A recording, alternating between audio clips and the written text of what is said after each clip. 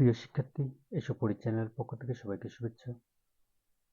আজকের ভিডিওটিতে আমরা 2 এর খর সমাধান দেখব। শুরুতে আমরা ঘটনাগুলো পড়ে নিই।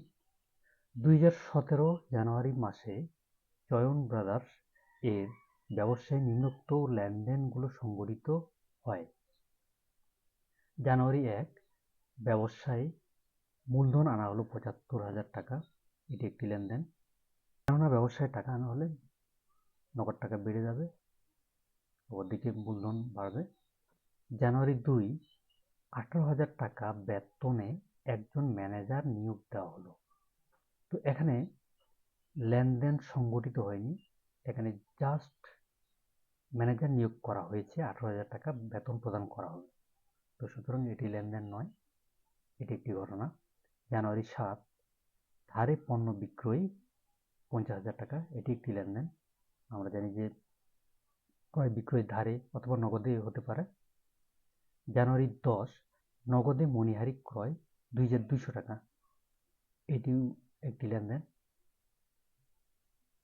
জানুয়ারি 12 মালিক তার ব্যক্তিগত তহবিল থেকে ছেলের স্কুলের বেতন দিলেন 2,000 টাকা।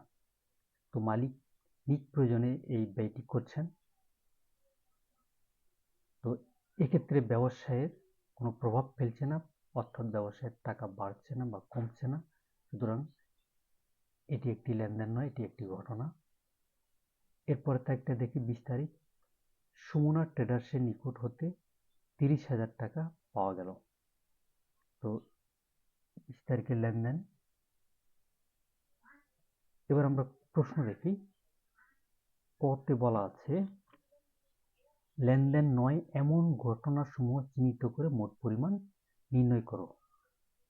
তো আমরা ইতিমধ্যেই দেখেছি যে 2টি তারিখের পেয়েছি যেগুলো লেনদেন নয় ঘটনা।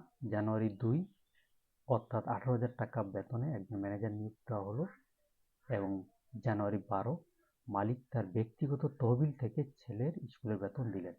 তো মোট টাকা হচ্ছে 18,000 আর 2,000 20,000। আমরা ছকের মাধ্যমে ক প্রশ্নের সমাধান দেখে নিই। 2 এর ক, লেনদেন নয় এমন ঘটনা চিহ্নিত করে মোট পরিমাণ নির্ণয় করা হলো। 3টি কলাম টানবো। একটি হচ্ছে তারিখ, বিবরণ, বিস্তারিত টাকা বা টাকা, এবং সবশেষে পরিমাণ টাকা বা টাকা। তারিখ, বিবরণ, টাকা, টাকা দিলেও সমস্যা নাই। এরপরে এখানে দিব, প্রথমে দিব সাল 2017 জানুয়ারি 2, বিবরণ করে লিখব ম্যানেজার নিয়োগ দেওয়া হলো, টাকার পরিমাণ লিখব প্রথম টাকার ঘরে।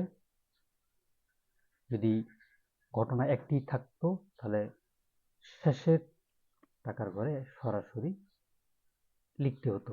যেহেতু 2টি ঘটনা আমরা পেয়েছি, এই জন্য প্রথম টাকার ঘরে লিখলাম বা লিখবো আমরা, পরবর্তীতে আমরা মোট করব।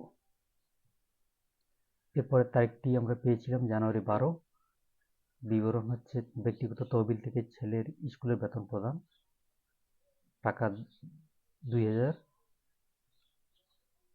মোট আমরা করব শেষের কলামে।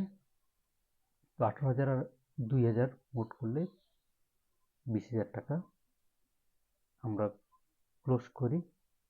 তো এই হচ্ছে 2 এর কর সমাধান। আশা করি তোমরা বুঝতে পেরেছো। ধন্যবাদ সবাইকে।